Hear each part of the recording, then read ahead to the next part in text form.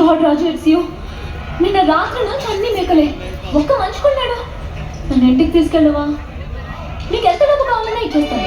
2000, 3000, పోనీ round figure 5000. Oh I'm so sorry, I'm Subhashini. మీ పేరేంటి? జెమిని ఏం చేస్తుంటారు? బాబ్జీ, మీరు ఎక్కడ వచ్చారు? That's a long story. నేను ఒకటి నన్ను హెలికాప్టర్లో తీసుకొచ్చాడు. నాకు డౌట్ వచ్చి స్లిప్ ఇచ్చి వచ్చేసాను. కానీ ఇక్కడికి వస్తే ఒక ట్యాక్సీ లేదు, ఒక ఆటో లేదు.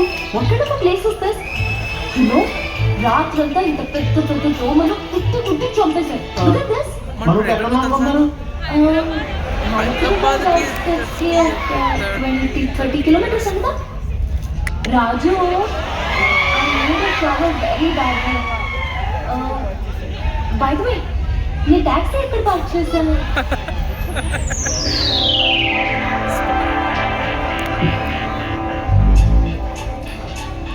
నువ్వు ఆ రోజు నెత్తి మీద దొరికాక ఒక అద్భుతం జరిగింది మామ. ఒక 3 days హాస్పిటల్లో పట్టుకుపెట్టారు. దరిద్రం ఎలా తగలిందంటే, చచ్చిపోవడానికి రెడీగా ఉన్న 2 ఇస్త్రీ బట్టలు వేసుకొని ట్యాక్సీ ఎక్కారు. ఆను ఆఫీస్లో దింపాను. ఇలా పైకి వెళ్ళారు. ఎవడో కాల్చాడు, ఒకడు పైకి వెళ్ళాడు. ఈ రెండో వాడు ఇది హైలైట్. బాగుంది, వెరీ చెప్పక ట్యాక్సీ నేల కట్టుకుపోయింది. ఇక్కడ ఓపెన్ చేశారంట. కొత్త ట్యాక్సీ కొనుక్కుందాం తెప్పించుకుంటున్నాం. ఆటో టాక్సీ కావాలా?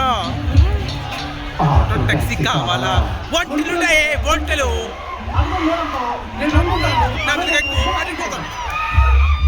హైదరాబాద్ కి 20-30 కిలోమీటర్స్. హైదరాబాద్ కి రఫ్గా ఒక 20-30 కిలోమీటర్స్. పాకిస్తాన్ బార్డర్ చూడు. ఇంత దారుణంగా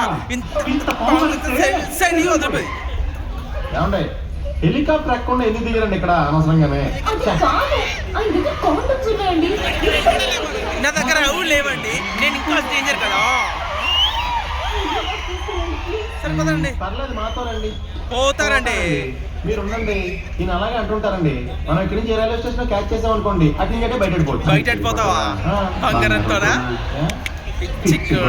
భయ్యా నీకు అన్న తిరిగి బాబ్జీ భయ్య బ్యాలెన్స్ బాగా తప్పింది. ఆయన అంటుంటారు, మీరు వస్తూ ఉండండి.